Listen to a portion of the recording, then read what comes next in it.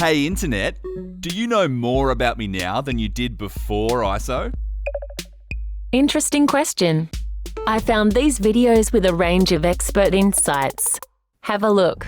In the coronavirus, we are spending a huge amount of time at home and a lot more time on the internet, and that has been a boom for the data mining industry. That has led us to be more revealed, more open in more ways than we had been. Facebook aren't recording and listening to your conversations through Messenger. Zoom is not recording and listening. There is no contextual learning that happens there. And the argument on the side of social media platforms is we're gobbling up all this data about you so we can send you advertising that you most care about. Now, the systems that are watching us, whether that's Facebook or TikTok or Google, they've already been watching us for a decade or more. They've already learned an awful lot about us. They might be filling in some of the details, but I suspect that one of the outcomes of the pandemic is almost going to be a cherry on the top of this very rich sundae that they've already crafted out of our own sharing.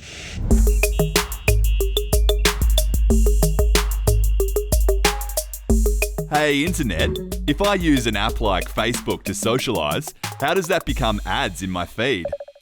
I'm not sure I understand what you mean.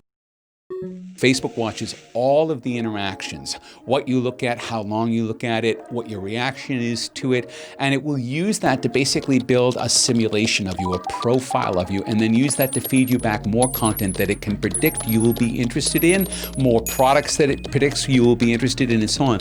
Often people who use these platforms think of them almost like public spaces, but in fact they're profit-making companies and they take a huge amount of profit from selling advertising spaces. Facebook is constantly mining not just what you're doing, not just your behavior, but what you're talking about. And people are talking about their health a whole lot more than they used to. You know, if grandma is going on there, they're also looking at things like, you know, how much is your hand shaking when you're using the mouse?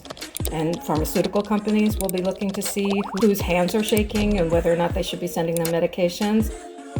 What often happens is that there's a secondary data provider in the middle, collecting information from certain kinds of companies, often at a price, packaging it up, turning it into useful information for other companies, and that can be without you even knowing about it.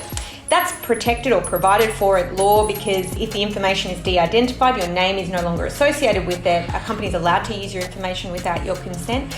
But I think a lot of people would be pretty shocked to learn that happens. Secondary data providers, hey Internet, please explain. You're breaking up. What we know about some of these companies is they have vast amounts of data on us. One of these companies leaked one of their databases and it turned out that there were about 4 billion separate entries in it. That's basically one entry for half of the people on planet Earth. That tells you how much data they're gathering about us. And it's from very simple stuff such as your name and your address and your birth date to quite detailed stuff, when you bought something, when you traveled somewhere. And this data is then brokered, so someone can, with enough money, buy the data for you from multiple sources. If you have Facebook or Gmail or Hotmail, you're giving away your information by using it. You can't then complain when something goes wrong because you're getting a platform for free. I think it's fair to blame the individual for making those kinds of choices. I think we really need to change how we regulate and the laws that we have that govern how these companies can collect, use and manage data. Hey Internet. So what, is this data mining? Data mining is the process of discovering patterns in large data sets, involving methods at the interaction of machine learning, statistics and database analytics. Some companies call it data analytics, some call it data mining, but fundamentally, whether it's Facebook, Google, whether it's Heinz that make beans, all of these companies use data to drive insights into what we're doing and how we're doing it. Every time you go into a supermarket, when you use your loyalty card, they're building a profile on you as a customer. Now, you can either see this as they're tracking you and they are doing something really mysterious, or they're more interested in really understanding what you're doing and how you're doing it so that they can give you more targeted experiences and they can really drive deep into knowing what you want. The terminology that we use in advertising, it's all very militaristic. people that we're trying to reach, our targets. We talk about advertising and marketing objectives and strategies and tactics.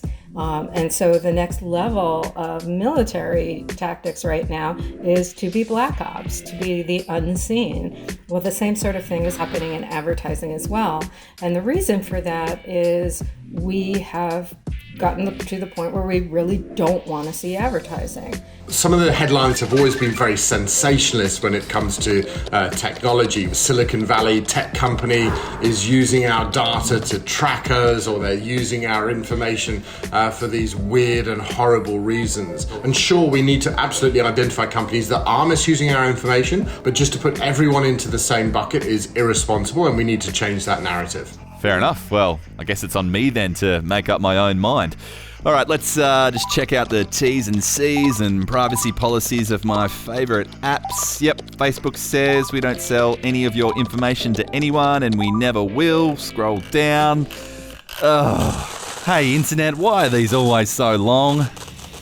This conversation can serve no purpose anymore. Goodbye.